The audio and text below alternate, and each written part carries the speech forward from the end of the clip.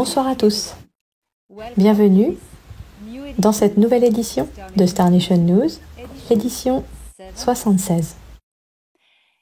Cette semaine, nous allons nous mettre au courant des dernières actualités de la politique et de la diplomatie de la galaxie concernant la façon dont les choses se déroulent après l'effondrement de l'Empire Siccar. L'effondrement qui est en cours alors que des groupes voyous errent toujours dans la galaxie. Mais qu'en est-il des autres organisations puissantes qui étaient associées à l'Empire Siccar pour mener à bien leurs accords commerciaux, parfois pas totalement légaux? Eh bien maintenant, ils doivent faire face à l'Alliance Galactique de Nataro, qui rassemble de nombreuses organisations puissantes. Alors voyons cela avec une mise à jour de l'officier de haut commandement Toran Erédion à bord de la station de combat XLR-6 dans l'orbite de la Terre. Que se passe-t-il réellement avec une organisation régressive connue d'Aldébaran? Attachez vos ceintures et c'est parti.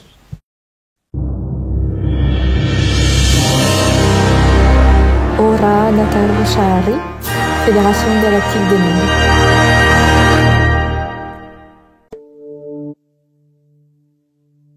Il y a eu des développements dans le déroulement de la victoire de l'Alliance Galactique après la chute de l'Empire Siccar. La flotte noire, sur l'autre branche de l'Empire Siccar, avec une structure complexe, s'est présentée pour proposer des négociations commerciales. La flotte noire est une puissante organisation indépendante. Et après la disparition de leur hiérarchie supérieure, ils tenteront de créer des alliances bénéfiques avec les forces gagnantes de cette galaxie. Ils ont déjà contacté le gouvernement Negumak Gnomopo, mais sans succès. Le gouvernement Gnomopo suggère que la flotte noire devienne d'abord membre de la Fédération Galactique des Mondes, avant de les approcher pour un accord. Les Gnomopo, fidèles à leur strict code d'éthique, ont refusé de conclure des accords avec des factions non validées par la Fédération Galactique des Mondes. La flotte noire s'est alors tournée vers la Fédération Galactique des Mondes pour démontrer leurs intentions de compromis sans renoncer à leur identité autonome. En rejoignant la Fédération Galactique des Mondes, mais plutôt en passant des accords. Le Haut Conseil de la Fédération Galactique des Mondes évalue actuellement ses offres, non pas pour envisager l'adhésion à la flotte noire, mais pour déterminer comment décliner poliment. Il s'agit d'une décision diplomatique délicate car elle implique maintenir des relations relativement pacifiques avec la flotte noire d'Aldébaran. D'autres diplomates se préparent à être envoyés dans le système d'Aldébaran pour discuter de la situation. D'autres cultures de ce système stellaire peuvent aider à ces négociations. Essentiellement, la flotte noire demande la permission de continuer à mener des affaires dans des zones de la galaxie autrefois détenues par l'Empire Siccar. Après la chute de l'Empire Siccar, ces territoires sont revenus à leurs propriétaires d'origine lorsque les cultures asservies ont été libérées de la tyrannie draco-reptilienne. Cela signifie une perte commerciale massive pour la flotte noire qui ont profité du pillage des sources et du commerce d'esclaves dans ces territoires. Il est clair que l'Alliance Galactique ne répondra jamais à cette demande. Alors tout le monde travaille pour trouver des solutions. Suite à la récente croissance du pouvoir de l'Alliance Galactique de Nataro, après l'adhésion des Gnomopo et des Anahim, ainsi que la défaite de l'Empire Siccar, la flotte noire n'a aucune intention belliqueuse envers l'Alliance Galactique.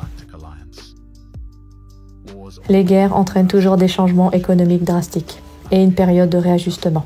Un rééquilibrage et une restructuration sont inévitables.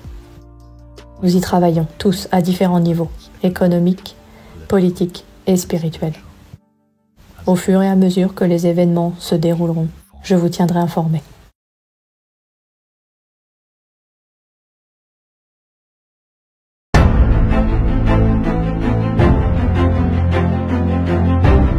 Nouvelle de Nibiru.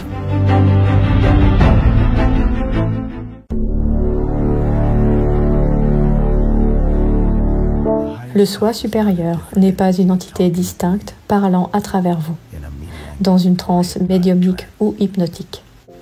Le soi supérieur est la fréquence fondamentale de votre conscience, la graine de conscience de votre âme, la fractale de source créatrice. Il sait tout et voit tout. Il vit hors de la gravité et du temps. C'est vous. Ce n'est pas une entité séparée avec laquelle vous pouvez dialoguer. C'est le modèle originel de qui vous êtes en tant qu'être éternel, voyageant d'avatar en avatar à travers le temps et les univers. Le terme supérieur ne désigne pas un être supérieur intégré dans votre esprit, mais une vitesse de fréquence plus rapide, proche de source créateur. La fin n'est pas seulement le commencement, il y a un éternel et intemporel état de conscience, qui est le véritable vous omniconscient, et que certains appellent le soi supérieur. Pour vous syntoniser à qui vous êtes, percez les états vibratoires inférieurs de la matière et du temps, dans lesquels vous êtes temporairement incarné. Vous n'avez pas besoin de transe hypnotique, mais d'élever votre propre fréquence personnelle. Ce n'est pas un contact, mais une syntonisation. Vous ne converserez pas comme un dialogue avec une entité qui pense différemment, mais vous évoluerez pour être cet être éternel brisant toutes les coquilles. Parce que c'est vous. Cet état de fusion n'est atteint que par la méditation. Vous n'avez besoin de l'aide d'aucune source extérieure. Vous seul pouvez le faire.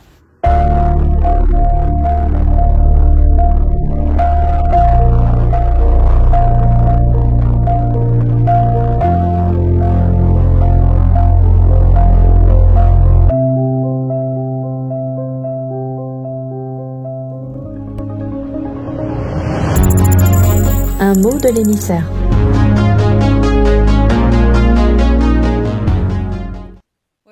Eh bien, nous l'avons vu maintenant, l'équilibre de la galaxie, à la suite de l'effondrement de l'Empire Sicard, réorganise les luttes de pouvoir, les structures de pouvoir vers un équilibre. C'est ainsi que fonctionne la Fédération Galactique des Mondes, à transformer l'injustice et le déséquilibre en équilibre et justice. Je peux rappeler que le grand concept moteur de la Fédération Galactique des Mondes est de transformer la douleur en paix. Maintenant, nous voyons aussi comment de puissantes organisations obscures en quête de profit et d'avantages personnels peuvent réellement repenser leurs activités afin de s'adapter. Tout est une question d'adaptation. L'évolution est une question d'adaptation. Et si vous ne vous adaptez pas, vous n'évoluez pas. Il s'agit d'accepter les changements et accepter les changements externes et la capacité de s'adapter aux changements externes. Souvent, et la plupart du temps, implique d'accepter les changements en nous. Comment réagissons-nous à ces changements? Eh bien, la flotte noire ne rejoindra jamais les membres de la Fédération. Oh, mon Dieu, non. Il n'y a aucun moyen. Le Haut Conseil, comme l'expliquait le Haut Commandant Toran, essaie de contourner d'une certaine manière, de dire à la Fédération, eh bien, non. Ça va être intéressant. Donc, nous vous tiendrons au courant dans les semaines à venir, parmi d'autres mises à jour. Le soi supérieur. Je résonne totalement, pleinement avec ce que dit Ea. Le moi supérieur n'est pas une autre version de vous. Dans le futur, dans une autre densité, non, c'est vous. Qui est à l'intérieur? Qui parle maintenant? Qui écoute ça maintenant? C'est vous. Vous n'êtes pas ces corps. Dans ces corps, il y a une âme qui est éternelle dans le temps et infinie dans l'espace. Et cette âme vibre à une fréquence plus élevée. C'est pourquoi augmenter vos fréquences implique d'aller à l'intérieur tout le temps. Parce que ce qui est à l'intérieur de ces corps vibre à un taux plus élevé. Et c'est une fréquence plus élevée une fréquence plus élevée de vous-même, qui est vous-même, votre vrai moi. Vous qui écoutez, ce n'est pas une entité séparée, c'est vous. Vous n'avez donc pas besoin d'hypnose, ou de transe, ou de drogue, ou toute autre technique pour vous connecter à votre soi supérieur, parce que c'est se connecter à soi-même, la méditation et la voie à suivre. Chaque jour, asseyez-vous calmement, mettez vos soucis de côté, prenez une bonne tasse de tisane. L'eau est un très bon vortex et moyen, un super fluide qui permet à la conscience de se connecter plus facilement à elle-même et à se syntoniser. C'est une question de syntonisation. Bien sûr, si vous avez un cristal, surtout le cristal Vogel, je sais que tout le monde ne peut pas se permettre un cristal Vogel, mais si vous avez du quartz, même des galets de quartz, ça marche déjà. Et n'oubliez pas que vous avez des cristaux de silice ici, dans votre belle glande pinéale, comme la plupart des créatures en possèdent dans la création. Et cela vous aide à vous connecter à source. Lorsque vous réveillez votre pouvoir, lorsque vous activez votre Kundalini, elle active les cristaux par un effet piezoélectrique qui est créé, parlons de pompage provenant de l'activation de la Kundalini. Et ces deux spirales tournent, tournent, tournent, boum, frappent le cristal, effet piézoélectrique, vortex, et votre conscience peut se projeter n'importe où. Savoir tout ce que vous avez besoin de savoir. C'est ce qu'est l'activation de la glande pinéale. C'est une impulsion d'énergie qui crée un effet piézoélectrique, qui crée un vortex. C'est la même chose que lorsque vous activez le vortex dans un cristal de quartz. Quartz crystal. Vous faites des pressions sur le cristal, ou vous envoyez des ondes de conscience ou des impulsions électriques, et cela active le cristal. C'est la même chose ici. Donc, tout cela est très excitant et j'y reviendrai dans les prochaines éditions. Commencez juste, pour cette fois, à permettre à votre corps de se détendre et de laisser temporairement vos problèmes de côté. Ne niez jamais votre problème car vous entrez dans une lutte de déni et cela ne vous aide pas. Vous savez que vous avez des problèmes à traiter, à prendre en charge, à franchir. Détachez-vous de ça durant le moment de la méditation, sachant qu'ensuite vous reprendrez vos soucis et vos préoccupations pour les gérer. Et peut-être que vous aurez l'esprit plus clair pour faire ça. Et vous vous détendez. Et vous laissez simplement aller les tensions de tout votre corps pour vraiment vous connecter avec qui est à l'intérieur de ce corps. Qui êtes-vous? Entendez la fréquence. Et le son, les vibrations, c'est votre fréquence la plus élevée. Vous, c'est vous.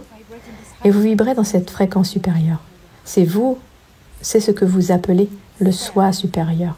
Soi, ce n'est qu'une chose, une conscience. Ok?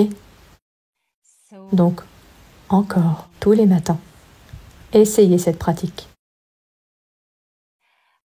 Je vous retrouverai à Ginza, Tokyo, le 6 juin.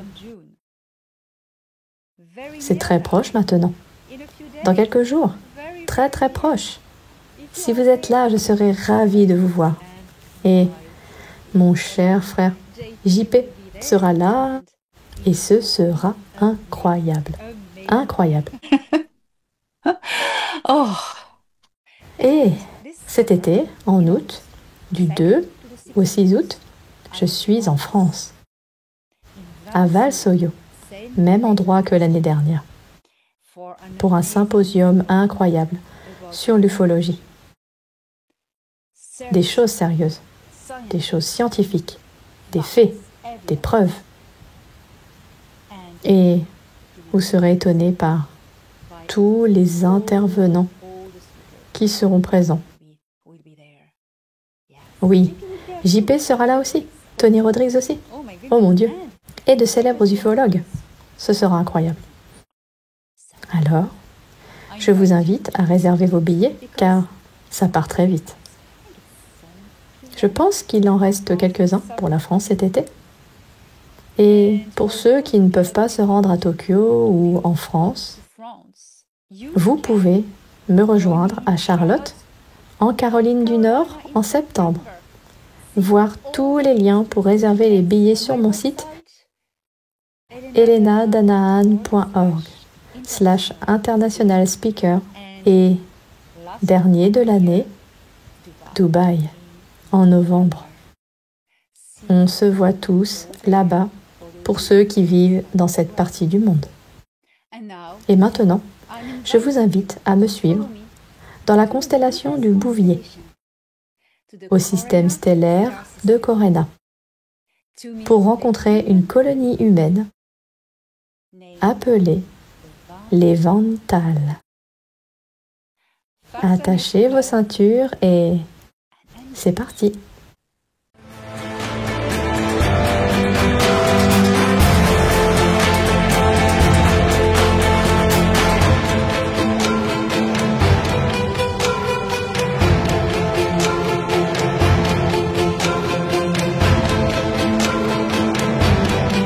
À la rencontre des nations stellaires.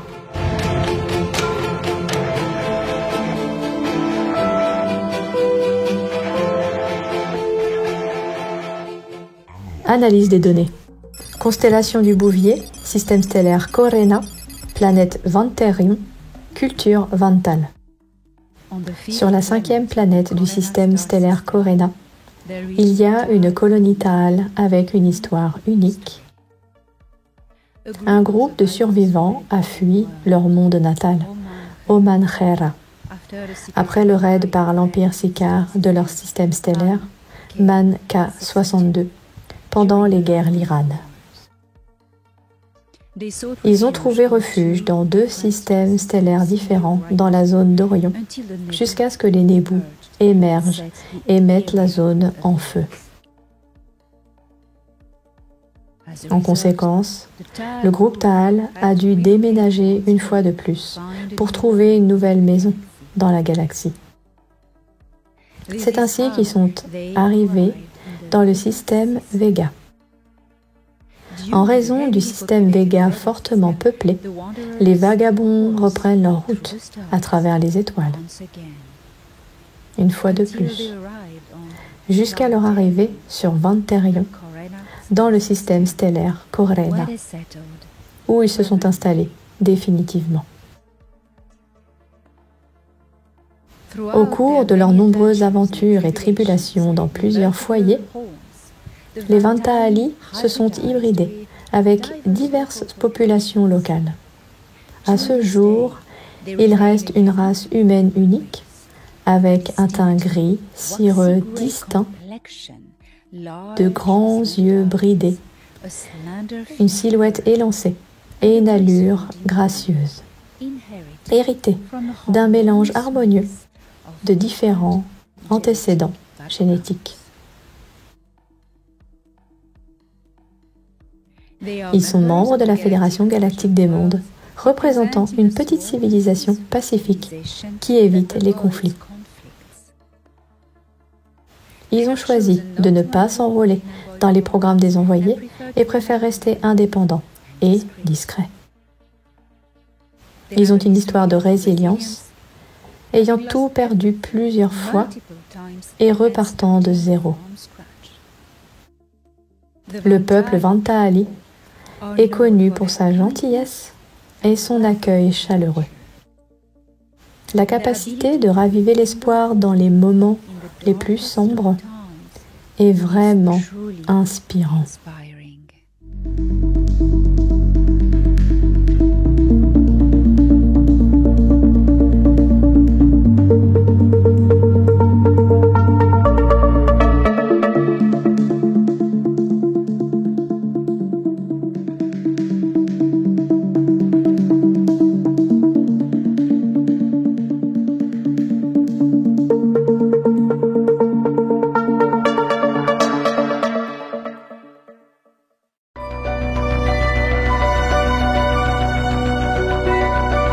Star Nation News was brought to you by Elena Danan. Don't miss the latest news every Monday on Elena Danan's channel.